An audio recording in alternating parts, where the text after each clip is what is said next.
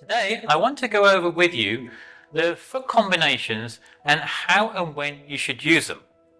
And if you want to know more about the main basic foot combinations themselves and how to do them, I've put a link below in the description. To start with, let's just quickly recap on the actual foot combinations themselves. Now remember, when we're doing the actual foot combinations, we're bouncing like so, and we're bouncing on the balls of our feet. And the reason why we're doing that is to help improve our cardio, our stamina, and also as well, when we're doing that, it enables us to move much quicker. So the first one, remember, is we're bouncing, and the first one, we're moving forward. We're not jumping up and down, we're just sliding forward. So that's the first one, like so. Now, the second one is the reverse of that. So we're bouncing, and we're going backwards. So we're moving backwards, and the same again, we're not jumping up and down, we're pushing off our front foot and going backwards. And then the other one we have is we're having the switch, where we're actually swapping our feet over. So we're bouncing, and then we're just switching. So that's number 3. And the final one you can also use as well is where we then go off to an angle. So from here, we're going off to an angle, a 45-degree angle. So we can go either to the back, or we can go to the front. So they're the main actual combinations themselves. We've got the forward, the backward, the switching, and then the angled ones. Now, when would you actually use these foot combinations?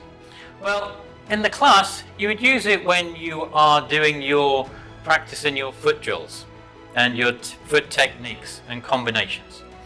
And also as well, the other side of that is when you're in the classroom and you're sparring. You would utilize your foot combinations when you're sparring within the class. And then the knock-on effect to that is if you ever then go into competitions and tournaments and you're sparring within then, that's when also as well you use these foot combinations. And then the final part is, unfortunately, if you ever find yourself in a situation, a real life situation, where someone is maybe trying to attack you, then the foot combinations do come in handy then to maybe help get yourself out of that situation. Or if you're utilizing them to, stop that attacker coming towards you, and using your foot combinations to help. Now, one important tip to remember is when you're practicing these foot drills and foot combination drills, is always to imagine your opponent in front of you and what they are then doing, because that always really will help you when you're practicing these drills. The foot combination, the forward move, what is it used for? Well, let me show you. The main reason we have the first move is it's used to cut the distance between myself and my opponent. So this is our imaginary opponent. Now from here, if I tried to kick, I would miss because I'm too far away. So we use the forward move to reduce that distance between us and the opponent, to which will then allow us to do the actual kick. So from here, I shuffle in. Now I move into the right distance to allow me to do the kick. So from here, yes, I can do the front kick, I'm at the right distance. So you want to make sure when you're shuffling and moving forward, you're doing it so that where you end up is at the right distance for whatever that kick you're trying to do. Because what you don't want to do is you're bouncing and you come in, and you come in too close. So from here, I'm too close to do the actual front kick. From there, then I would have to do some different type of kick to reduce the distance. Or you could possibly then go and shuffle back, but we'll come to that later. So the main reason why we're using that forward move is to reduce that distance between you and your opponent, to allow you to then do whatever you're wanting to do, whether it's a kick, a punch, or whatever. So that's the forward move. it reduces the distance.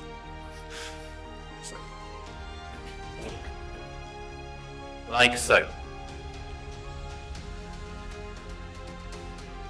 The foot combination, the backward move. What is it used for? Well, the main reason why we utilize it is if we find ourselves in a situation where we're actually too close to your opponent. From here, there's only a limited amount of kicks I could do or hand techniques I could do. But what I'm wanting to do is move myself away from the opponent to allow me to then do a different type of techniques or kicking techniques to attack the opponent. So I find myself in a situation, I've got too close, I'm then moving backwards with that backwards move. That then will allow that distance to get greater, and then from here, then yes, I can do what kicks I feel comfortable with. When I could come back in and do a front kick, or I could come back in and do an axe kick, like so.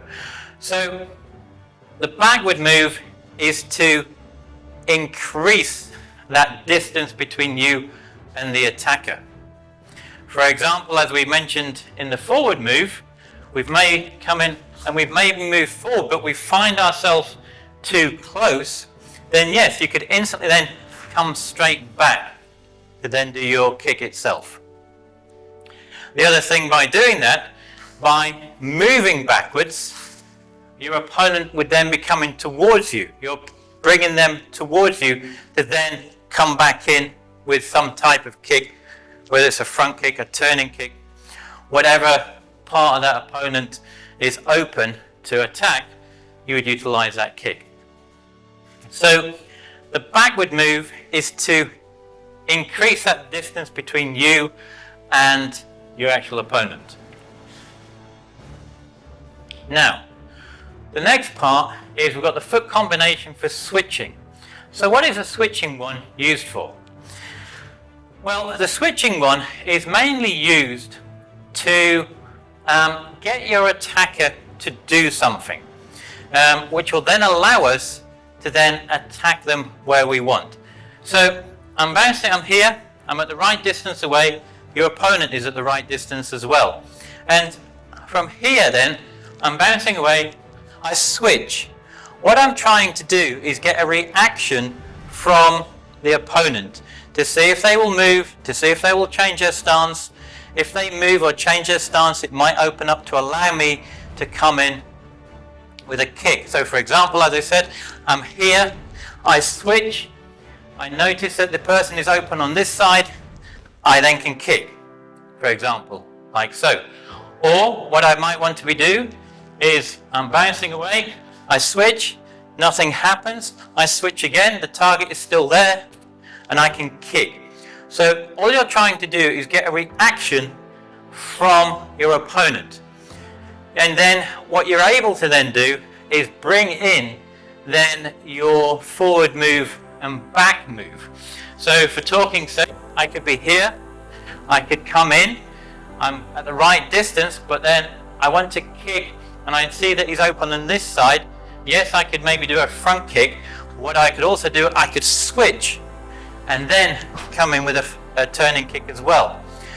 So you want to then start utilizing these moves together to then help you then find the area on your opponent that is open for you to attack.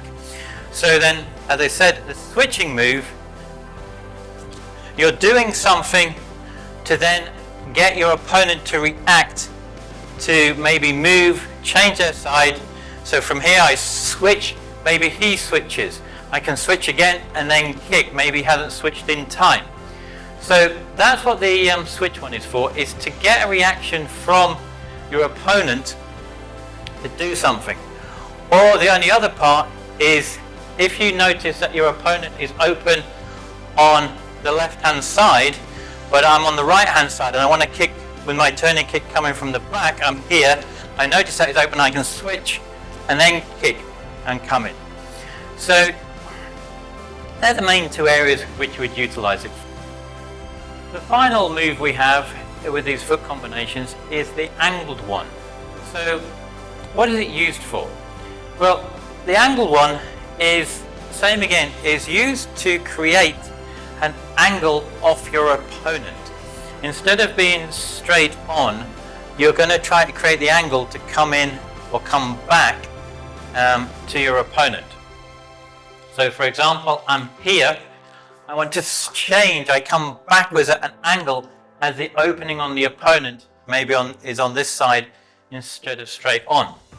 Or same again, I could be at the front here, from here I want to come to the side, I step and push back to the side to allow me to come in on an angle on the opponent, as I've seen him maybe move.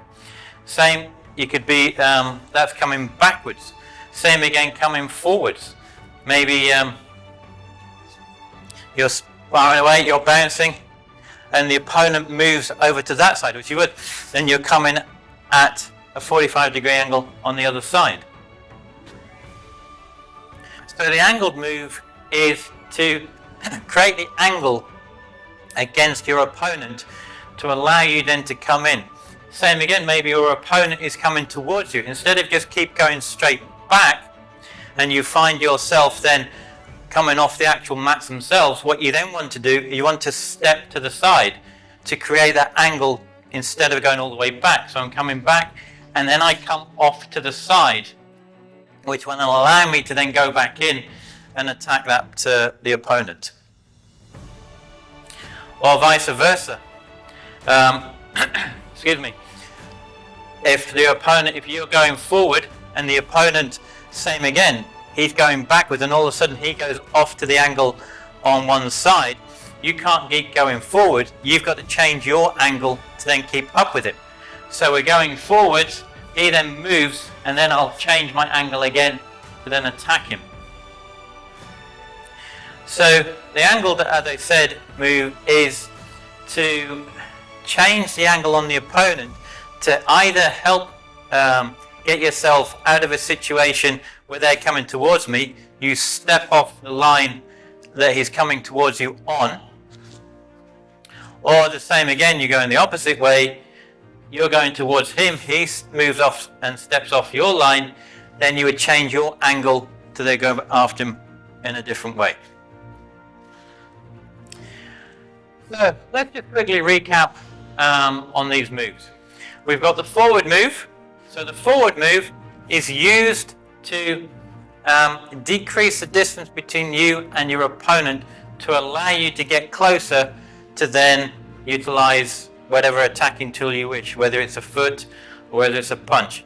You're making the distance shorter so you're in the area where you can then hit them.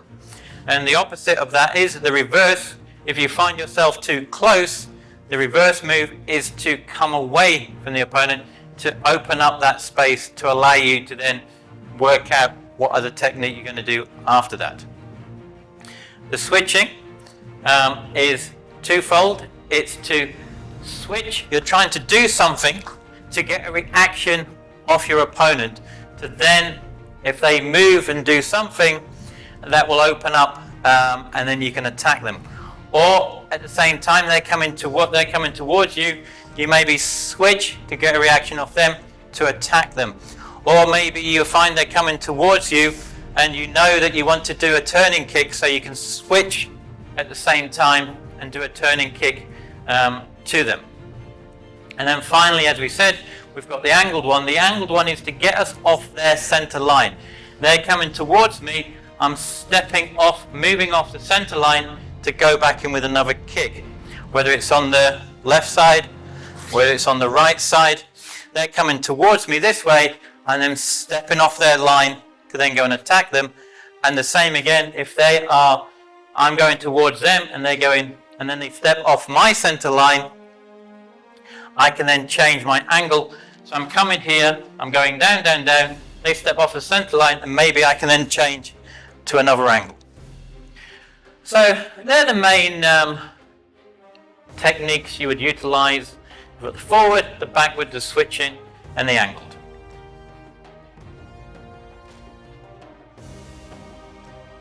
Now, Below, in this bottom left hand corner or top, is the next video on foot combinations for you to go and learn and practice. So go check it out.